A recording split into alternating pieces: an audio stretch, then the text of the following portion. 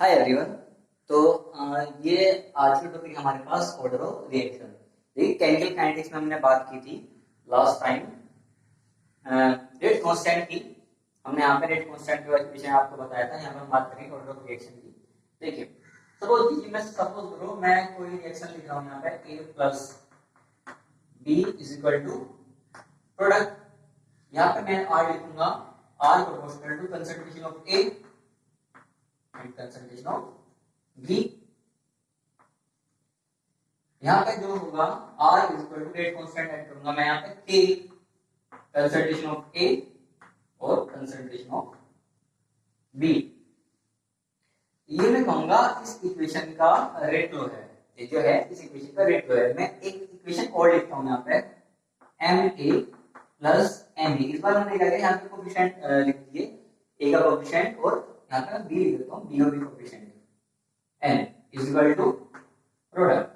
ध्यान में अगर रेट को लिखता हूँ R इज इक्वल टू, देखिए मैं इस बार ये नहीं लिखूंगा, यहाँ पे सीधा मैं लिखूंगा R is equal to K rate constant A की पावर M और B की पावर N। ठीक है। और अब आपसे अगर मैं पूछता हूँ इसका ऑर्डर क्या होगा, what is the order of this reaction, तो आपका ऑर्डर ये होगा, ऑर्डर इज इक्वल टू, देखिए अगर बात करते हैं ओवरऑल रेट ऑफ रिएक्शन की, सॉरी ओवरऑल ऑर्डर की बात करते हैं तो ओवरऑल ऑर्डर होगा m प्लस n। ठीक है। लेकिन अगर हम बात करते हैं order with respect to a तो वो होगा m, order with respect to b तो वो होगा n। ऑर्डर क्या होगा इसका ओवरऑल m प्लस n। ठीक है। तो यहाँ पे डेफिनेशन देंगे ऑर्डर की, what is the order, what is order, order in sum of power of concentration of reactants that involved in the rate law, that involved in the rate law या फिर rate expression। ये क्या होगा, आपका order होगा। ठीक है। देखिए ऑर्डर क्या है, एक एक्सपेरिमेंटल क्वांटिटी है। ऑर्डर क्या है, एक एक्सपेरिमेंटल क्वांटिटी है। आप किसी रिएक्शन को देखकर उसका ऑर्डर नहीं बता सकते। ठीक है। एक्सपेरिमेंट करोगे तो एक किसी रिएक्शन का ऑर्डर आपको पता चलेगा। ठीक है। फिर हम बात करते हैं, ये क्या हो सकते हैं, जीरो भी हो सकती है, फ्रैक्शन भी हो सकती है और इंटीजर भी हो सकती है। मे बी जीरो और फ्रैक्शन, इंटीजर में तो आपको पता ही होगा।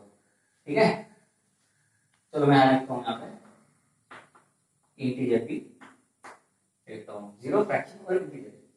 ठीक है। ऑर्डर ऑफ रिएक्शन के बारे में आप बात की है। एक बात बताओ, मैंने आप सभी कहा कि एक्सपेरिमेंटल है क्वांटिटी, आप देख नहीं रहे थे, मुझे आप तो बता रहे हैं। यहाँ पे मैंने देखो आपसे कहा था ये हाइपोथेटिकल इक्वेशंस है। ठीक है। हमने यहाँ पे हाइपोथेटिकल इक्वेशन ली है। अगर हम कोई इक्वेशन लेते हैं यहाँ पे, जैसे कि कोई छोटी इक्वेशन लेंगे यहाँ पे, जैसे कि chloroform CH3 plus Cl2 is equal to CCl4 plus HCl। ठीक है। देखिए हम स्टेट नहीं बता रहे हैं यहाँ का भी। यहाँ पे क्या होगा, जब इसका रेट लिखेंगे, रेट इज इक्वल टू के, तो कुछ बच्चे ऐसे लिख सकते हैं CH3 Cl2 और इसका ऑर्डर क्या लेंगे 2 है, क्योंकि 1 और 1। ठीक है। लेकिन एक गलत है, ऐसा नहीं होगा। एक्चुअल में जो इसका रेट लो होता है वो आपका ये होता है Cl2 की पावर हाफ। ठीक है। जो इस इक्वेशन का रेट है वो Cl2 की आधी कंसंट्रेशन पर डिपेंड करेगा। तो इसका ऑर्डर क्या होगा जी, इसका ऑर्डर होगा 1 plus half is equal to 3/2। 1 plus half is equal to 3/2। Okay. देखिए एक इक्वेशन और है हमारे पास CH3 COO C2H5, ये क्या है आपका एस्टर है और हम इसका क्या है हाइड्रोलाइसिस इज इक्वल टू, मैं इसको रब कर रहा हूँ,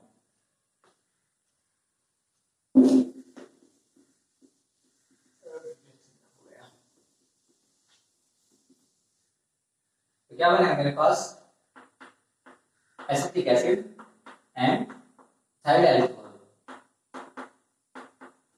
ओके, इसका हम रेट लिखेंगे सबसे पहले तो R is equal to K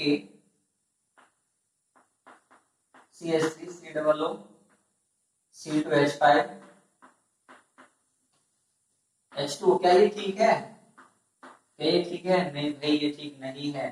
यहाँ पे क्या होगा, इसका जो रेट होगा केवल कितना होगा, यहाँ पे इस इक्वेशन का रेट, इस रिएक्शन का रेट यहाँ पे इसी कंसंट्रेशन पे डिपेंड नहीं करेगा, केवल इसी कंसंट्रेशन पे डिपेंड करेगा। ठीक है, तो हम यहाँ पे इसका रेट को केवल इतना ही लिखेंगे। ठीक है, देखो इसको बोलते हैं यहाँ पे hydrolysis of ester. Most of reaction में क्या इस तरह की रिएक्शन होंगी सब में, वहां पे क्या होगा, उसका ऑर्डर 1 ही होगा। ठीक है, इसको ऐसे लिख सकते हैं हम, कोई प्रॉब्लम नहीं है। H2 की पावर 0, कंसंट्रेशन रेशियो 0।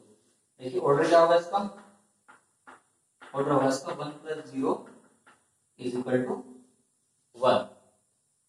क्वेश्चन आते हैं आपके सीबीएसई बोर्ड में, वे पूछते हैं क्वेश्चन में आपको कोई रेट दे देते हैं, यहाँ पे आपको यहाँ पे कोई भी रेट दे देंगे, जैसे ये a की power 1 r equal to a की पावर क्या होगी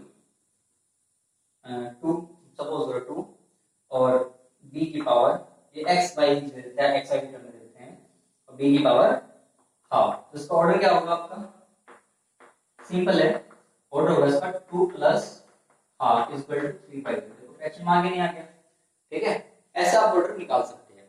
ठीक है, नेक्स्ट बात करेंगे यूनिट ऑफ रेट कांस्टेंट की। देखिए जो हमने रेट कांस्टेंट की बात की थी लास्ट वीडियो में, हमने वहां पे यूनिट नहीं बताई थी कैसे निकालते हैं, और रेट कांस्टेंट की यूनिट मतलब के यूनिट बहुत ज्यादा इंपॉर्टेंट है। ठीक है, रिपीट होती रहती है एग्जाम में आपकी। इसका एक फॉर्मूला बताएंगे आपको हम, unit of rate constant, unit of rate constant. देखिए यहाँ पर एक फॉर्मूला हमारे पास, mole +n litre n-1 time inverse, time कम ले रहे हैं सेकंड में। ठीक है, जो यहाँ पे n है, n है आपका order of reaction, order of reaction. Okay, देखिए मैंने आपको पहले इसलिए नहीं बताया क्योंकि आपको ऑर्डर के बारे में बताना जरूरी था, इसलिए मैंने आपको पहले ऑर्डर बताया। मैंने सोचा कि बाद में आपको रेट बताऊंगा, अच्छा समझ में आएगा। For zero order reaction, for zero order reaction यहाँ पर आप क्या रखोगे, n = 0 रखोगे। ठीक है, n = 0 तो आप क्या आएगा, यूनिट ऑफ k क्या आएगा आपका, रेट कांस्टेंट यूनिट क्या आएगी आपकी, मोल 1 - 0 लीटर 0 - 1, और अगर टाइम सेकंड में है, यूजुअली सेकंड में होगा आपका, तो क्या हो गया आपकी मोल लीटर इनवर्स और सेकंड इनवर्स। ठीक है, हम बात करते हैं फर्स्ट ऑर्डर रिएक्शन की, और फर्स्ट ऑर्डर रिएक्शन, और फर्स्ट ऑर्डर रिएक्शन n = क्या आएगा 1। ठीक है, तो ये क्या हो जाएगा आपका मोल 1 - 1 लीटर 1 - 1 और सेकंड इनवर्स। देखो मोल की पावर 0 होगी, लीटर की पावर भी 0 होगी, सेकंड की पावर 0 होगी। और आपको पता ही होगा जब किसी क्वांटिटी की पावर 0 होती है तो उसकी वैल्यू क्या होती है 1। यहाँ पे 1 हो जाए, क्या बचेगा मेरे पास सेकंड इनवर्स बचेगा, तो फर्स्ट ऑर्डर रिएक्शन यूनिट क्या होगी, केवल सेकंड इनवर्स। अगर हम बात करते हैं फॉर सेकंड ऑर्डर रिएक्शन, और सेकंड ऑर्डर रिएक्शन, यहाँ पर n लिखेंगे 2, वैल्यू रखो जरा, यहाँ पे वैल्यू रखो, मोल